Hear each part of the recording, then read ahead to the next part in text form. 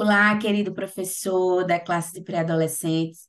Seja bem-vindo a mais um podcast EBD em Síntese. A paz do Senhor, professora Ingrid, a paz do Senhor, professor Douglas Nilson. Paz do Senhor, irmã Manu, irmão Nilson, e todos os irmãos que nos assistem.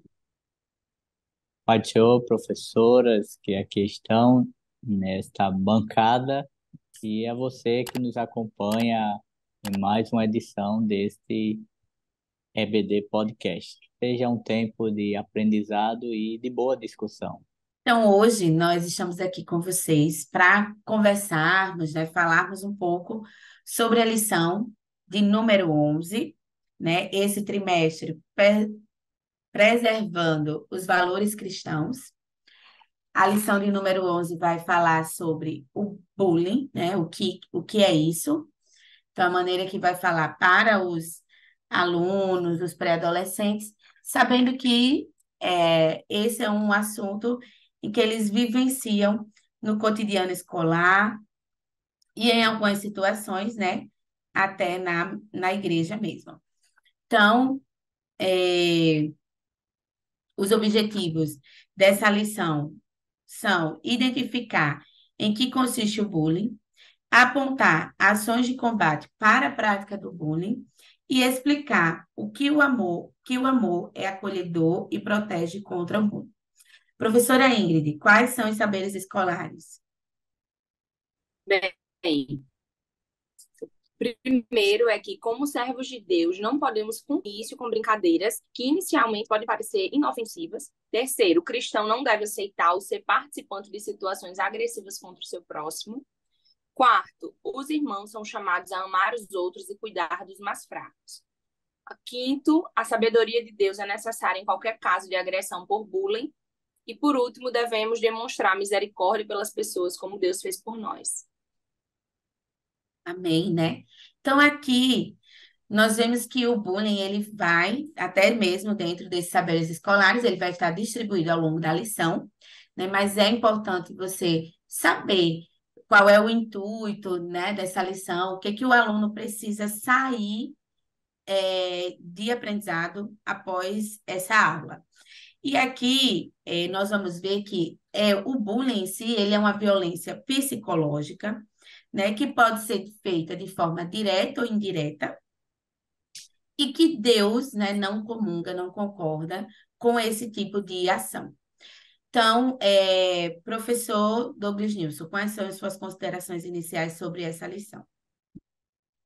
Bem, é um tema, como já foi dito, é um tema atual, um tema que reveste de muito vitimismo se não tivermos cuidado, você professor. Precisamos lembrar que o bullying não é algo novo, ainda que se tenha estudo lá por meado da década de 1970, mas o bullying, já nos tempos bíblicos, nós vemos esse comportamento. E tudo isso nada mais é do que uma prática pecaminosa. Então, você, professor, é importante sempre trazer essa temática à luz das Escrituras, fazendo o aluno entender que bullying é pecado. Professora Ingrid, suas considerações iniciais.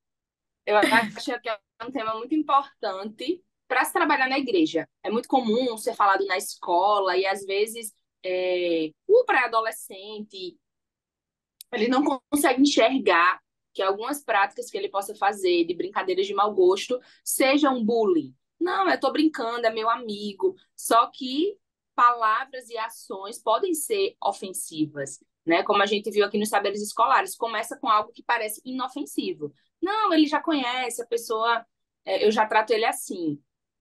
E é importante mostrar à luz da Bíblia, né? Por que isso está errado? Porque como eles devem se portar como alguém que é um cristão, né? Que é uma testemunha de Cristo na Terra. Seguir o exemplo de Jesus, ver como ele se portava, como ele tratava as pessoas e imitá-lo.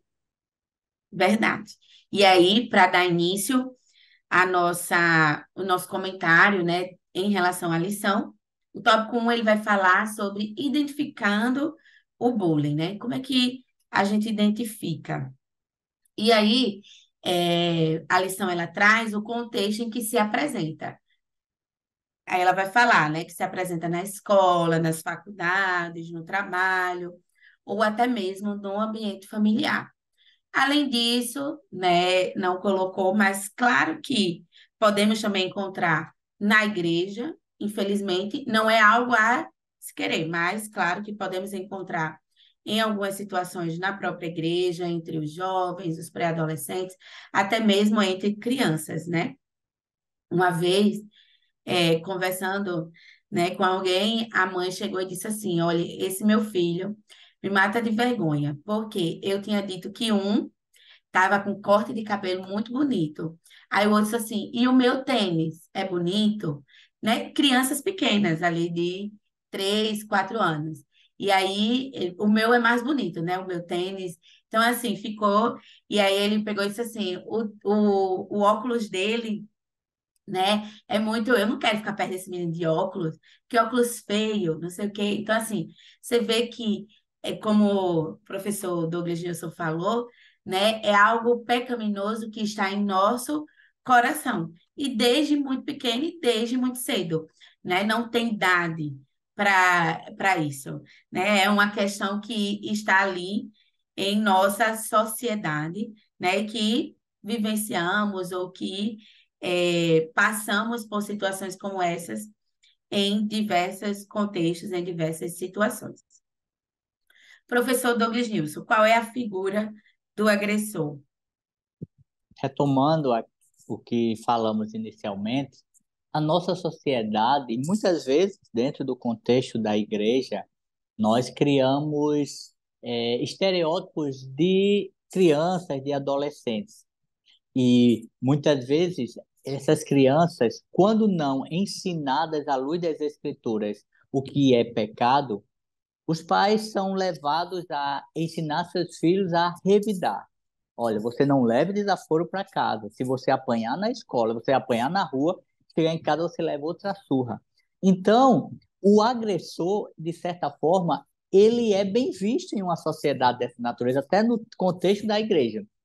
Aquele adolescente, aquela pré-adolescente que junta-se ali com outros e zomba daquele que tem um andar diferente, que é mais introspectivo, que não tem muitas habilidades, determinadas práticas, ele é bem visto. E os pais, esse menino é demais, esse menino faz todo mundo rir. Mas, na verdade, ele está matando, ele está violentando pessoas. Por quê? Porque não se adequa ao padrão que ele criou. E muitas vezes esse padrão é criado a começar do seu lar, a começar do contexto de igreja. Eu lembro de uma amiga que o seu filho, quem o vê hoje ele já é um jovem, jamais diria que aquele menino, um rapaz quase 2 metros, ele na infância fosse assim tão diferente daquele padrão que as pessoas têm. E certa vez, essa criança querendo jogar futebol e ele não tinha muito jeito para o futebol.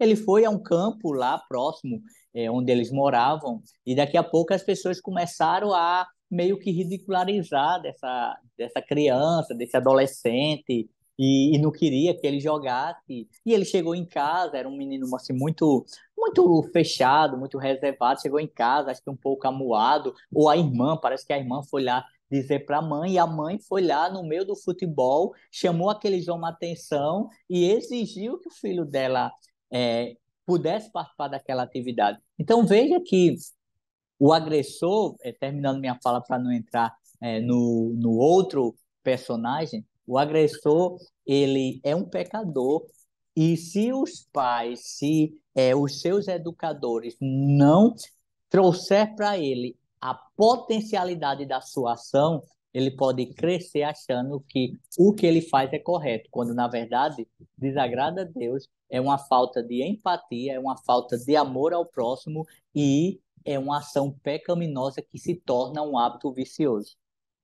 É verdade, né? E aqui o nome mesmo é pecado, né? Não, não tem como colocar, né, outra palavra a não ser essa. E interessante porque a lição ela vai trazer tanto o bullying quanto o cyberbullying, né? Porque o meio né? A tecnologia ela está muito presente no nosso cotidiano, a todo momento, inclusive na vida dos pré-adolescentes. Então, diante disso, né, é natural também acontecer ali com comentários, e nós vemos, né, muitas pessoas, sim, qualquer publicação, então vai ali e comenta de uma forma, né, pejorativa, às vezes é em relação à posição, né, e essa barriga, e essa orelha, e alguma coisa nesse sentido, né, então vai ali apresentando desta maneira. Enquanto que agora, né, o ponto B vai falar sobre a pessoa agredida. Professora Ingrid? É, a pessoa agredida, né, sofre muito com isso. Isso mexe muito com a pessoa.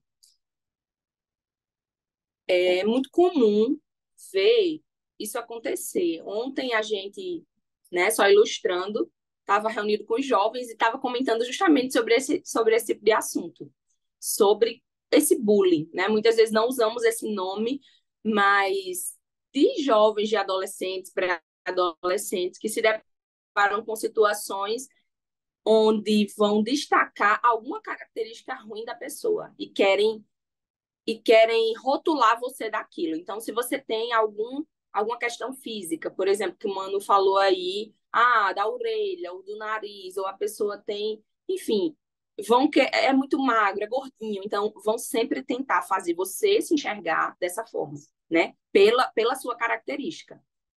E algo que eu acho importante, né? O professor, você professor, mostrar para os seus alunos, tanto para aqueles que podem ser alguém que esteja fazendo bullying, como sofrendo bullying, é que a gente precisa tentar se esforçar para se enxergar como Deus nos enxerga.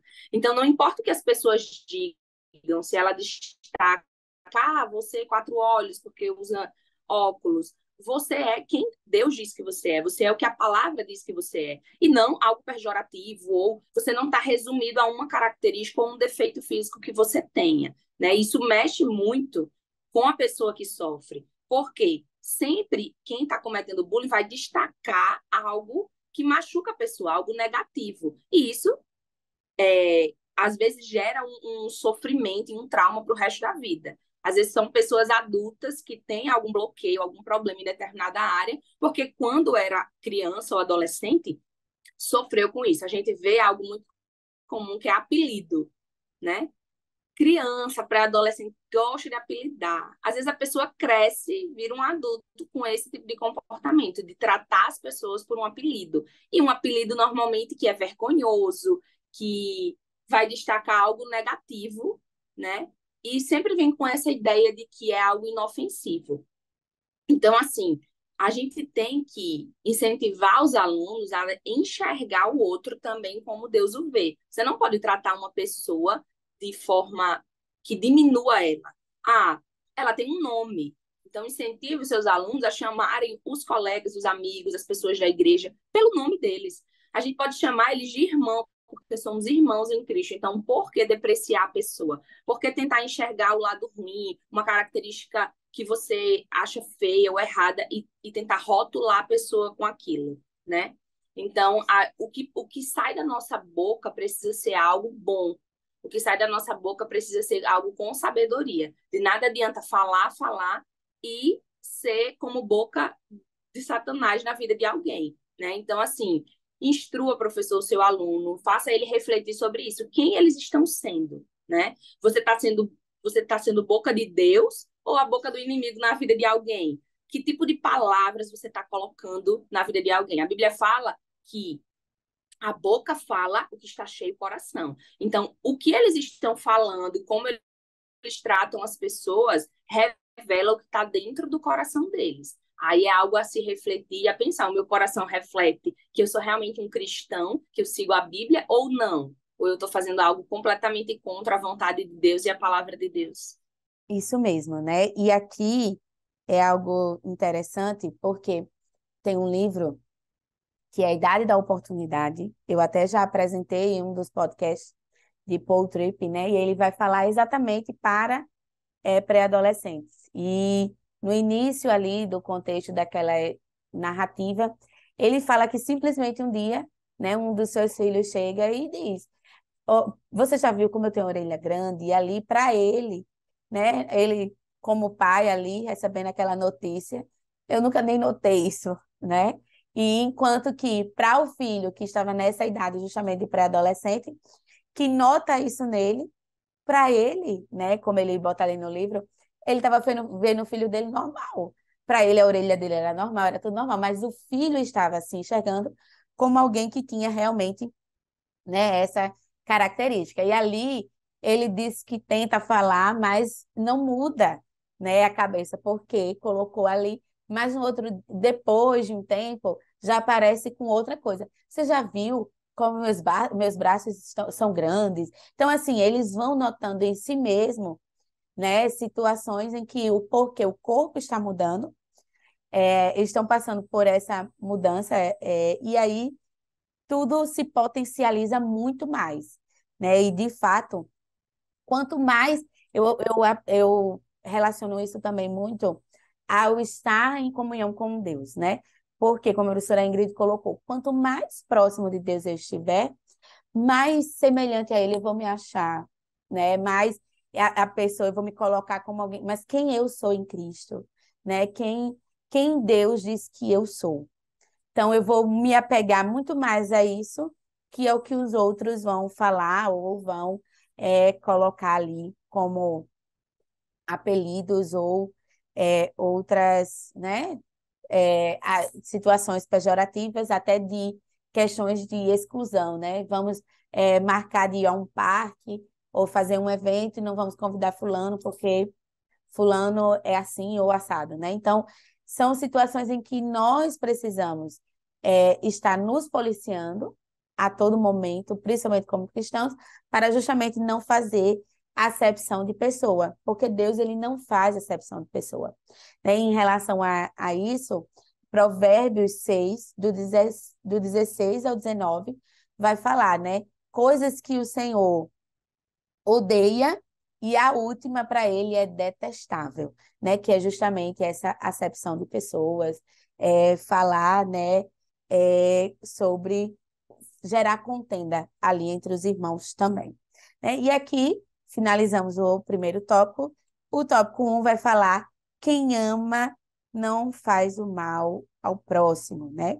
Então, Deus ele se revela em nossa vida, né, através, por meio do seu amor, né, e a sua maior prova de amor é que entregou o seu filho para morrer por nós e nos darmos vida, e não qualquer vida, né, uma vida eterna. Então, nós precisamos aprender com Deus a amar as diferenças, né, entre um e o outro, a diferença entre o falar, entre o agir. Precisamos amar uns aos outros, é, e nós precisamos fazer isso à luz das Escrituras, à luz daquilo que Jesus vem a nos ensinar, inclusive ali nos Evangelhos, né? Nós vamos ver que Jesus, no período em que esteve aqui na Terra, ele não fez acepção de ninguém, né? Pelo contrário, ele entrou em lares que pessoas jamais entrariam, falou com pessoas que outras não falariam, né? E estendeu a mão ali àqueles que realmente precisavam e necessitavam, independente das circunstâncias ou situações que estivesse. Então, quem ama não zomba do próximo. Professor Douglas News. A palavra principal aqui é amor. E eu queria sugerir a você, professor, porque ao longo das Escrituras nós temos muitas histórias de pessoas que, ainda que não se tenha essa palavra no texto, mas o ato é um ato de bullying. E talvez na sua aula, na sua classe, professor, você tem alunos que tenham prazer em praticar o bullying. Mas você pode levá-los à reflexão, colocando-os no lugar de, por exemplo, José. Imagina como foi difícil para José. A Bíblia não diz que José tinha ódio dos seus irmãos. Havia uma relação, mas os irmãos não tinham esse mesmo apreço para com ele. Ou então, imagina a situação de Davi. Davi nós não temos informações que os irmãos faziam bullying com Davi. Mas veja quando ele vai lá e vê o gigante zombando do povo, ou quando ele vai lá levar informações e alimentos para os seus irmãos, um dos seus irmãos zomba dele. E o que dizer de Jabes? A Bíblia só fala de Jabes 2 versículos lá em 1 Crônicas, capítulo 4, 9 e 10. Mas dá para imaginar que aquele jovem, ele sofreu bullying. Isso são imaginações, porque nós não temos. Mas imagina que ele faz uma oração, ele pede, porque o seu nome já reflete algo negativo. Imagina alguém chamar você pelo nome e o seu nome denotar derrota, denotar dores, denotar frustração. Então, assim era o nome de Jabes. E ele faz uma oração ao Senhor e é uma oração do âmago da sua dor, do seu desespero, da sua angústia. Então, professor, leve seu aluno a ele entender, se colocar no lugar daquele que sofre, daquele que, porventura, está ali, senta no banco e o colega zomba dele, porque aqui a palavra é amor. E quem ama não zomba do próximo, não zomba do seu irmão, não zomba do seu vizinho, não zomba na escola, não zomba na sociedade, não zomba no lar. Quem ama, ele dá sinais de amor, e esses sinais ele precisa ser prático. Ele abraça, ele não comunga quando a maioria, porventura, está zombando de um colega porque ele é de um estereótipo diferente do que a sociedade tem como padrão. Mas quem ama, quem entende o amor, ele vai até ele abraça ele. E nós vemos, há muitos filmes que relatam isso, de crianças que são excluídas e muitas vezes alguém, por unir-se a ele, lá está sendo igualmente zombado. Então, o amor é o diferencial e nossos alunos precisam viver esse amor a ponto de sofrer perseguição, mas não entrar no ciclo pecaminoso de uma sociedade que diz com os lábios que ama, mas com as práticas abomina, odeia, exclui. Ou seja, a hipocrisia dos corações. E nós, professores, precisamos ensinar nossos alunos a ser verdadeiro. É o que Paulo, escrevendo aos Efésios, diz: deixai a mentira, falai a verdade. É um processo de te retirar para colocar. Talvez o seu aluno ele aceitou a Cristo há algum pouco tempo, e isso era uma prática lá na sociedade, no seu contexto familiar. E nós precisamos entender, e pegando o gancho que a professora Ingrid falou agora há pouco, ele pode estar em um contexto familiar e isso é muito forte. Mas nós precisamos, como um professor, ensinar os nossos alunos, e pegando também a frase da professora Ingrid, que o nosso passado, as pessoas, a sociedade não nos define. Eu não sou definido por eu ser gordo ou magro, por eu ser pequeno ou grande, por eu ter a orelha grande ou pequena, por eu usar óculos ou não usar óculos, por eu ter olhos azuis ou olhos castanhos. O que me define é Cristo.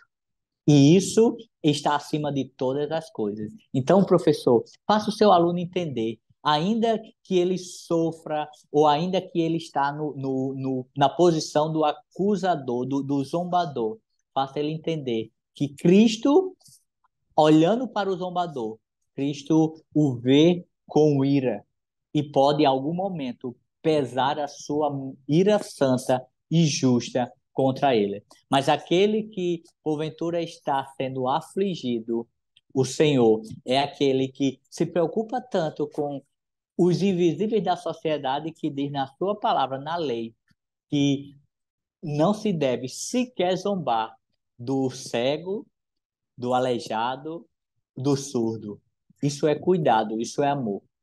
Obrigado, senhor. Isso mesmo, né? E principalmente pegando essa fala final do professor Douglas Nilson. Então, além de não fazer, Deus também, né, quer que nos posicionamos como alguém que busca justamente a justiça, que não concorda, que não comunga com aquele que faz. mas que é justo, né? Então, a partir do momento em que vê alguém, né, falando algo pejorativo sobre o outro, é chegar para essa pessoa e dizer que ela não tem nenhum direito ou não deveria estar tendo esta atitude, né, para com essa pessoa. Então, também agir com amor, e agir com amor também é agir com justiça, né? É justamente trabalhar para com esses que acabam sendo, né, envolvidos nessa parte aí de bullying, cyberbullying e tudo mais.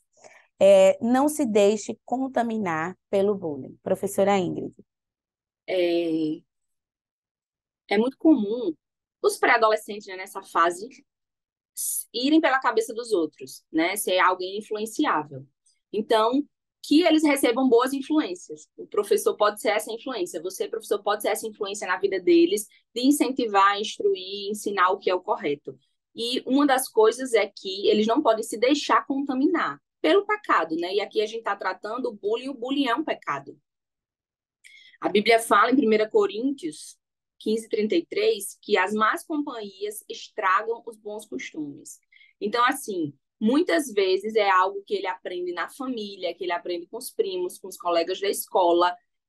Tem aquele perfil de, quem comete o bullying é sempre o valentão, eu vou me destacar, então eu vou estar numa posição superior aos que eu vou menosprezar ali, que eu vou tentar diminuir. E mostrar para eles que, biblicamente, isso é completamente errado. O Senhor diz, como o irmão Nilson falou, que precisamos amar as pessoas. Né? Nós temos que amar as pessoas e, além de amar como a gente se ama, amar como Deus ama. É você olhar para o seu irmão e você enxergar que ele é alguém amado por Deus. Né? Que a característica física dele não define ele. Ele é um filho de Deus, como você é um filho de Deus. Então, por que você seria melhor se ambos são irmãos, filhos do mesmo pai? Né? Então, assim, não deixar que tipos de brincadeiras que pareçam inofensivas seja algo que você vai ficar depreciando e derrubando o seu irmão. Às vezes, a pessoa tolera na primeira, vai se deixando levar. Por quê? Porque não quer perder aquela amizade. Porque, se para fazer parte desse grupo eu preciso ouvir esse tipo de coisa, então eu vou fazer. Mas isso é completamente errado. A pessoa não pode se sentir forçada. Ou eu vou ser excluído da igreja, ou eu faço parte desse grupo mesmo eles me tratando mal.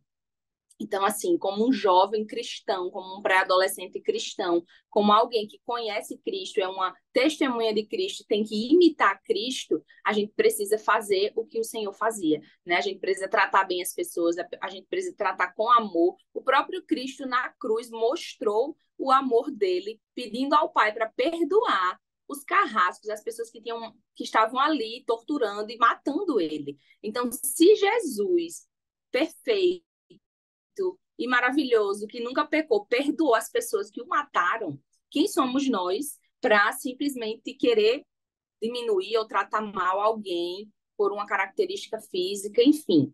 Então, incentive, professor, instrua, ensina aos seus alunos que eles não devem se deixar contaminar. Se eles estiverem numa roda de amigos, na escola, na igreja, que estejam falando mal de alguém, que estejam comentando sobre, olha, viu como fulaninho é gordo, viu como fulaninho é isso e aquilo, se afaste, não comente. Esse tipo de companhia não é bom para você. E não seja essa pessoa que sempre vai olhar para o outro pelo lado negativo e destacar isso. A irmã Manu estava falando sobre o exemplo do adolescente, né, do livro, que ele se via, olha como minha orelha é grande, olha como, além das mudanças que vão ocorrendo no corpo, na mente, nessa fase, né, às vezes a gente mesmo, né, o adolescente, você naquela fase de adolescência, você nem percebe, mas porque alguém malicioso chegou e fez tal comentário, você começa a se enxergar pelo comentário que a pessoa fez. Nunca percebi que minha orelha era grande. Nunca me importei com isso, mas aí porque uma pessoa disse, tua orelha é grande, tua orelha é feia. Aí você começa a achar sua orelha grande e feia porque alguém comentou. E você começa a se enxergar pelo que as pessoas destacam, né? Aí é um problema a questão da identidade. mais para frente a gente vai entrar um pouquinho no exemplo de Jesus, falando sobre isso, da sua identidade, de você enxergar quem Deus diz que você é e você se enxergar pelos comentários que as pessoas ao seu redor falam a seu respeito. Isso mesmo, né? Fechando esse tópico, de fato, nessa idade é muito fácil se deixar levar pelas companhias. Às vezes é alguém, como o professor Douglas News falou no início, né? Engraçado, que tem a atenção de todos, e você quer estar perto dessa pessoa, ou andar com pessoas que a todo momento estão ali, né? Brincando, envolvidas em atividades, em ações, e isso acaba justamente deixando levar, né? Para estar ali, acaba também se envolvendo em situações como essas. Então, uma coisa importante que eu aprendi, né, muito cedo, foi que ore para que o Senhor lhe apresente as amizades, né? Peça ao Senhor as amizades que Ele vai lhe dar, aquelas que não porque você merece, mas, né? Porque Ele vai ter ali, né? Misericórdia de você, e você vai justamente, quanto mais próximo dele você estiver, mais você vai compreender o cuidado dele, inclusive nas amizades que Ele traz até você, né? E aqui o último tópico vai falar sobre o amor que acolhe os irmãos. Então, não só demonstrado por meio de palavras, eu amo a irmã Ingrid, eu amo o irmão Douglas Nilson. Não, ele tem que ser posto também em ações, né, na forma prática. E aqui, né, o primeiro tópico vai falar sobre o amor não faz acepção de pessoas. Professor Douglas Nilson. Imagina que muitas vezes, quando nós convencionamos as nossas relações horizontais, olhando para nós mesmos e supervalorizando a nossa posição, nós igualmente tomamos atitudes pecaminosas e depreciativas. Porque já pensou se nós parássemos para refletir qual vantagem Jesus tem em ser nosso amigo, em se relacionar conosco? Ele não precisa, ele não depende. E tudo o que ele faz é simplesmente por graça, porque quer se relacionar, deseja relacionar-se conosco.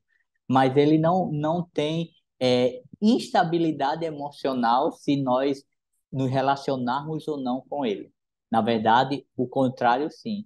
Então, quando falamos que o amor não faz acepção de pessoas, o nosso aluno precisa entender uma coisa, que se a sua relação com Deus ela for fragilizada, você é um candidato fortíssimo a viver codependências. E a codependência nos aprisiona em relacionamentos abusivos e comportamentos pecaminosos. Porque, como a irmã Ingrid é minha grande amiga, mas ela zomba de mim. Mas eu gosto tanto dela, é a única amiga que eu tenho. Então, eu continuo nesse relacionamento abusivo. Sabe por quê? Porque eu não sou amigo de Jesus. Quando eu sou amigo de Jesus, se a irmã Ingrid ela tem tratamentos depreciativos para comigo, eu vou apresentar a vida da irmã Ingrid ao Senhor. E o Senhor, ele pode criar vários meios, pode incomodar a irmã Ingrid a se retratar para comigo, como também o Senhor pode apresentar outras pessoas para que a irmã Ingrid entenda que eu não dependo dela e ela é quem perdeu a minha amizade. Então, isso tudo reflete relacionamento, mas também nos leva a nos colocar na posição de alguém que trata as pessoas como Cristo nos trata, sem acepção, como falou. Quando eu trato alguém com acepção, eu não entendo minimamente o que o Evangelho apresenta para mim. E eu sei, professor, que talvez esse assunto, para o público que você lida, pode ser até de certa forma complexo, mas você pode e deve, de maneira prática e aplicativa para a realidade dele, fazê-lo entender que acepção é igualmente pecado. Não é uma prática que o Senhor age para conosco e, como imitadores de Cristo, ele não espera que nós façamos isso. Então, cada vez que eu Ou você, professor, tem uma atitude de acepção, eu estou me distanciando de Cristo e daquilo que ele espera de nós. Então, para encerrar, muitas vezes nós, no contexto de igreja, somos levados a nos relacionar, nos confraternizarmos. Estamos chegando, no período, final de ano, Natal, e são momentos muito propícios a os corações ficarem mais emotivos. Mas nós precisamos entender que relacionamento ele não se resume a uma data, a um momento. É uma construção. E o relacionamento ele se perdura quando o amor, e esse amor aqui não é o amor sentimental, não é o amor que faz um monte de bilhetinho, cartões, dá chocolates, mimos. Esse amor é um amor sacrificial, que muitas vezes sofre por amor a Cristo, mas pode até sofrer, mas não se humilha a ponto de viver uma codependência como forma de dizer: eu preciso de você e sem você eu não vivo. Só tem uma pessoa que nós precisamos e não podemos viver sem, que é o nosso Salvador, Jesus Cristo. Verdade. E aí, para finalizarmos, professora Ingrid, Jesus também foi oprimido e perseguido. Só retomando o que o Monilson falou disso, que a única pessoa que a gente não consegue viver é Jesus. Eu lembro de um pregador que falou, ele falou assim: tudo que você colocar na frase "eu não vivo sem", que não for Deus, é idolatria. Então, eu não vivo sem Deus. O resto você vive sem. Então, o Senhor é realmente tudo que nós precisamos. Claro que a gente precisa das pessoas, na nossa família, mas a razão da nossa vida, o sentido da nossa existência, quem deve ser tudo para nós é o Senhor Jesus, né?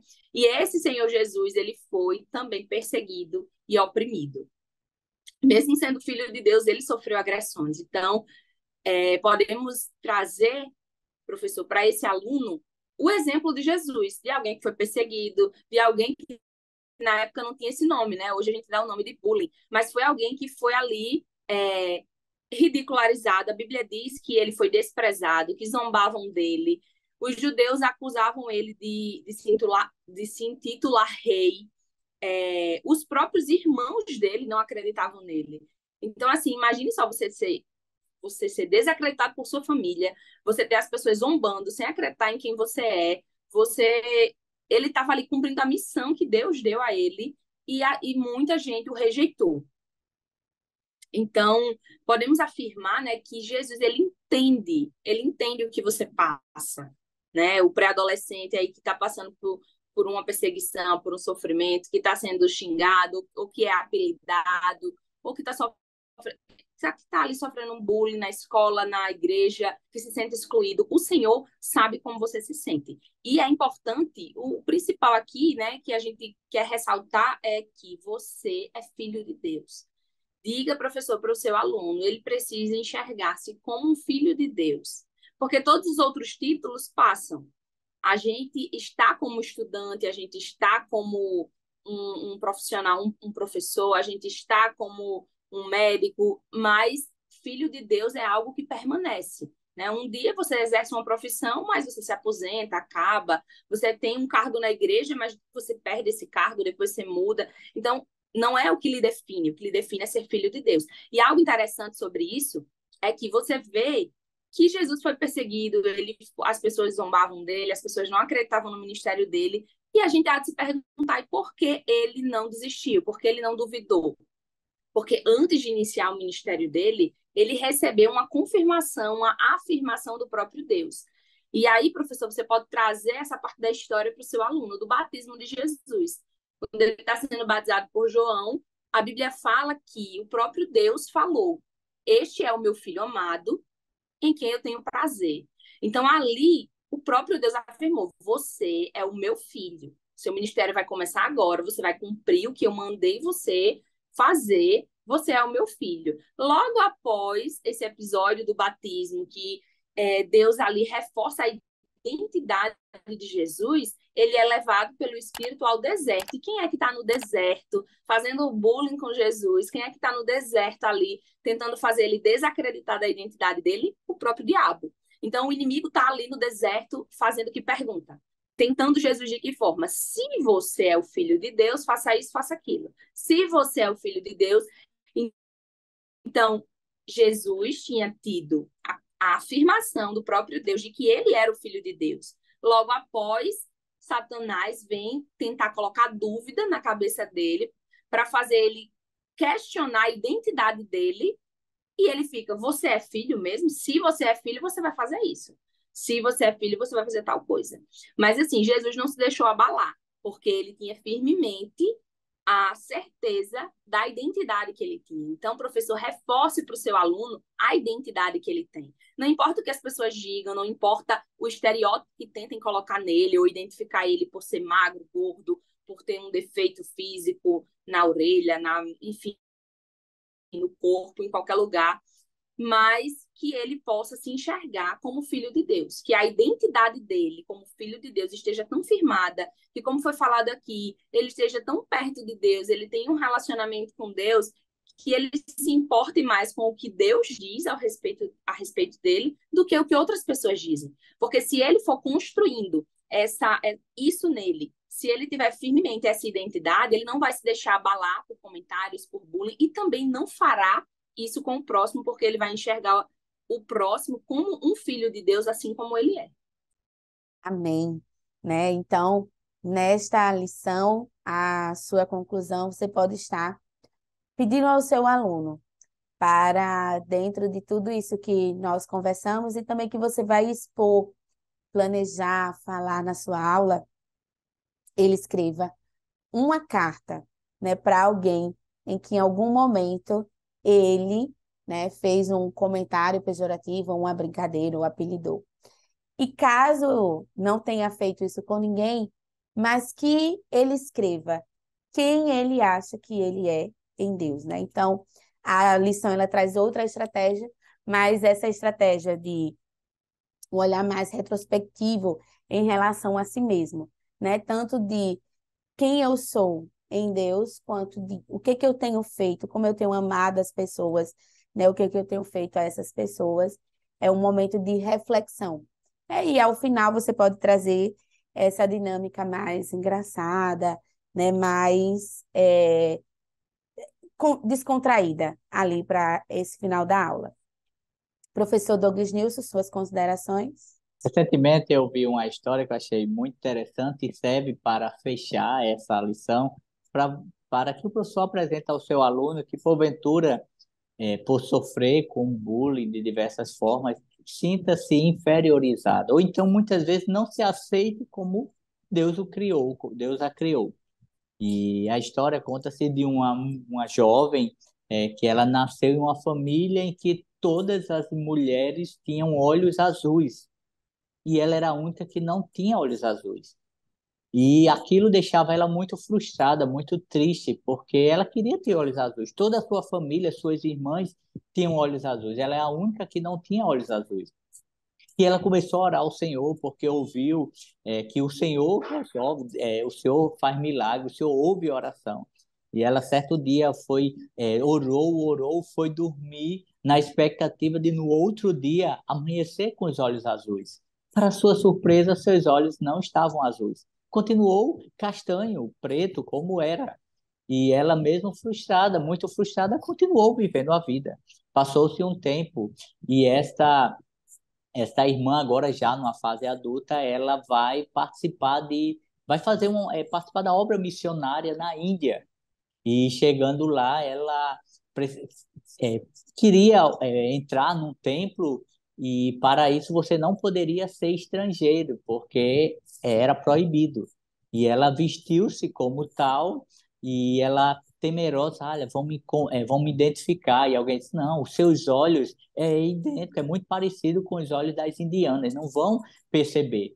E ali ela entrou, viu tudo o que acontecia ali, a forma como as crianças eram oferecidas E a partir da história dela, ela levantou uma bandeira, uma causa em prol das crianças que eram logo cedo vendidas, contraindo o matrimônio, sendo violentadas. E naquele país levantou-se uma lei a partir da bandeira que essa irmã levantou, e a partir daí ela entendeu por que o Senhor não permitiu que os olhos dela fossem azuis. Então, talvez, adolescentes, você não entenda porque você é assim, mas Deus sabe, um dia Ele há de lhe fazer entender. Amém. Professora Ingrid, É muito depois interessante dessa essa história, história. né? Acabou. É, essa história é muito interessante. Eu já conhecia e é muito lindo como Deus faz, né? Nessa fase de pré-adolescência, como a gente estava falando aqui, precisa ser tão bem construída a questão da identidade, porque é muito fácil você querer ser como o outro. Ah, mas a cor do olho dele é mais bonita, mas o cabelo dela é mais bonito. Então, muitas vezes a gente quer se encaixar num padrão que, se você for avaliar, que padrão é esse? Né? É o padrão que quem estabeleceu? Então, o padrão mundano, ele muda muito. E é tão importante, professor, você reforçar no seu aluno que ele é assim porque o Senhor o quis assim, né? Por muitos anos, eu, por exemplo, um exemplo pessoal, eu tenho o cabelo cacheado, mas por muitos anos eu mantive o meu cabelo liso para me encaixar num padrão que, enfim, não era o padrão que Deus queria para mim, né? Renunciando à minha natureza. Então, assim, hoje, com os cabelos, né, meus cachos assumidos, eu vejo, não é só uma questão estética de cabelo, mas de me enxergar como Deus me fez. Ah, os meus olhos são castanhos, não são azuis. Então, obrigada, Deus, pelo meu olho castanho. Deus tem um propósito no olho castanho de alguém, né? É abençoar crianças que estão sofrendo na Ásia, na Índia, né? Então, o seu cabelo cacheado, qual é o propósito de Deus nesse cabelo? Ah, você é magrinho, você é gordinho. Enfim, Deus tem um propósito, Deus tem um chamado para você. Você não tem que se encaixar no padrão de alguém, mas no padrão que Deus estabeleceu para sua vida, né? Então, aí é um bom exemplo. E reforçar com seus alunos isso, deles se enxergarem como Deus enxerga. Agradecer a Deus pela sua estatura, pelo seu cabelo, da forma que ele for, a cor da sua pele, dos seus olhos, porque Deus não erra. Então, se ele fez você assim, é para a glória dele. E a gente tem um exemplo na Bíblia, né, do cego, que os discípulos perguntam a Jesus o que foi que aconteceu para ele nascer daquele jeito, se foi ele que tinha pecado ou os pais. E o Senhor diz: nenhum dos dois. Ele nasceu assim para que o nome de Deus seja engrandecido. Então, até os pré-adolescentes enxergarem isso, no defeito, no problema, naquilo que eles acham negativo neles, pode ser algo que Deus permitiu para que o nome dele seja glorificado. Não para ele se depreciar ou depreciar os outros, enfim, mas para ele enxergar aquilo como algo que é potencial na vida dele para que Deus seja engrandecido. Então, acredito que é isso, é se enxergar como Deus nos enxerga, né? E como essa história aí, muito boa, tentar ver que a forma como Deus lhe fez é para a glória dele. De alguma forma, a gente precisa pedir orientação a Deus, ter sabedoria para seguir o nosso propósito da forma como ele quer. Amém. Isso mesmo. Somos gratos a Deus pela oportunidade de estarmos aqui, né? Agradecemos à direção do DENEC e desejamos a você, professor, que Deus continue abençoando o seu ministério, a sua aula. Curta, compartilhe este vídeo e também comente, né? Fale como foi, conte para nós como foi essa aula para você. Desejo a todos, né, que Deus continue abençoando e a paz do Senhor. A paz do Senhor. Paz do Senhor, irmãos.